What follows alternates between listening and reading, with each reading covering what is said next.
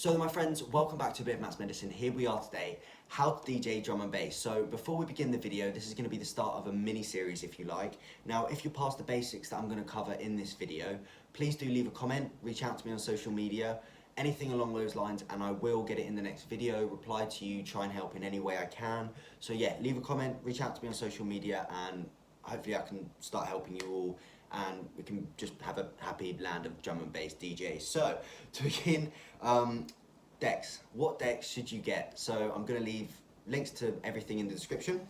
And yeah, the first one I'm going to begin with is reasonably affordable. A good hobby starter is the Numark Platinums. Now, the reason I say these are a great hobby starter is because if you've never mixed before, you've never done anything along those lines with music, they have the BPMs right in the middle of the jog wheel, and they have these huge tempo adjusters, which makes it really nice for you to just kind of understand the basics of DJing as you go with these. They're exactly the same standard in my opinion as Pioneers. They don't look as complicated as Pioneers to begin with, which is really nice. I personally believe when you're DJing to begin with is that you don't want to overcomplicate things, because then you just get bogged down in confusion and you can't, like a song, let it flow, if you guess. So yeah, Numark Platinums, great decks, yeah, reasonably affordable, link in the description.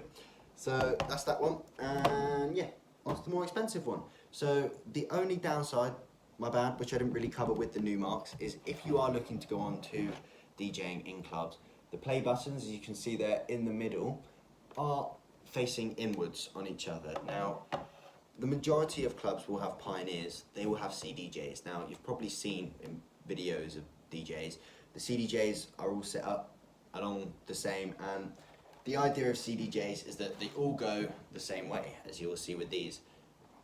It's kind of like a split, you see? Now these aren't CDJs, these are DDJs. I should have made that clear, sorry. See down there, DDJ SB3, link in the description. Now these are a little more expensive, in my opinion, more reliable, but you know, it's up to everyone. The only downside I find with these is the tempo. They're so fucking tiny, so going from those to these can be frustrating. So I guess if you started with these, you probably won't get pissed off with the tempo because you won't know any different, but that's just a personal preference. But once again, yeah, it's nice to have the decks on the play. It's just, once again, if you go from the Numarks to the Pioneers, you might end up pressing that play and shit, I've missed my cue. But that's not the point, you know. It's each their own, really, with the decks. I just personally think these are a little more expensive. They do near exactly the same thing, but yeah, they're a little bit more reliable, I would say. They're, yeah, more reliable, but then it's going to be, isn't it? You pay more, it's what you get. So without further ado, that pretty much covers the decks. If you've got any more questions about decks, really, feel free to, like I say, leave it in the comments and I will reply and cover it for you guys.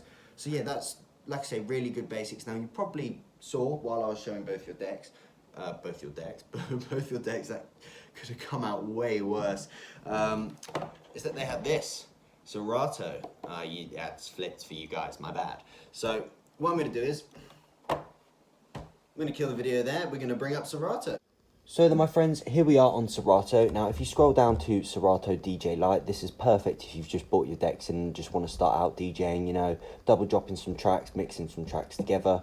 This is perfect, literally everything you need. And then over time, if you want to decide to upgrade to DJ Pro, you can. Gives you a few packs and things like that. Isn't too necessary if you've got the old DJ Lite. So without further ado, my friends, where to buy tracks? If we come up to here to Beatport. Now, if you go onto genres, straight down to drum and bass, and onto the drum and bass section, you'll see top 10. This is going to give you a good idea of what people are currently enjoying and what's popular in the drum and bass community. So, you know, you can boost some of your sets up with these top 10 tracks and then hype. And, you know, you've got everything else in between that you need. And, yeah, I've struggled to not find a track on here. There are so many good tracks on Beatport, and, you know, it supports the artist, and that's the number one thing that you want to be doing when it comes to buying your tracks, is supporting your artist. They make more music for you to DJ. It's a win-win for everyone, realistically. So another good thing about Beatport, MP3, WAV and AIFF files. If you get a WAV, that can be played sound system, clubs. MP3s will sound dog shit in clubs, so yeah, you're going to want to get WAV files if you intend on playing it in a club in the future, but more on that in a future video. So yeah, pretty much MP3 is perfect if you just want to get it straight in, because WAVs you'll have to rename, and it's a long process. I'll show you what I mean. If we pull up Serato and we pull out this track here, now we're gonna literally load straight back in. You'll see that it gives you everything, the track, the key, straight from Serato, whereas if you do a WAV, you'll have to rename it all. We'll still give you the key and the BPM, but you will have to rename the track, which can take a bit of time if you're buying, 100 plus tracks at a time. It can be an issue. So yeah, once again, my friends, Beatport is very good for buying tracks, and then Juno Records is also recommended if you want vinyls. You can get vinyls from Juno Records, but albums, you can get albums, which is great because you can just plug them in, download the tracks, and boom, put them straight into Serato, into a crate. How you get crates, literally press that, make a new one, rename it, and then just literally drag your tracks into that crate, and then they will be there, just like I've done here with my playlists. And then yeah, you make them up as you go.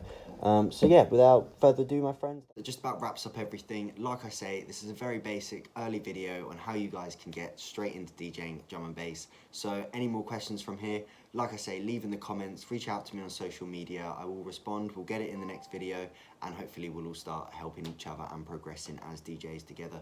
So once again, my friends, thank you very much for making it this far in the video. Peace and love to you all. Please consider liking, subscribing, commenting. All that shit means a lot. Thank you so much.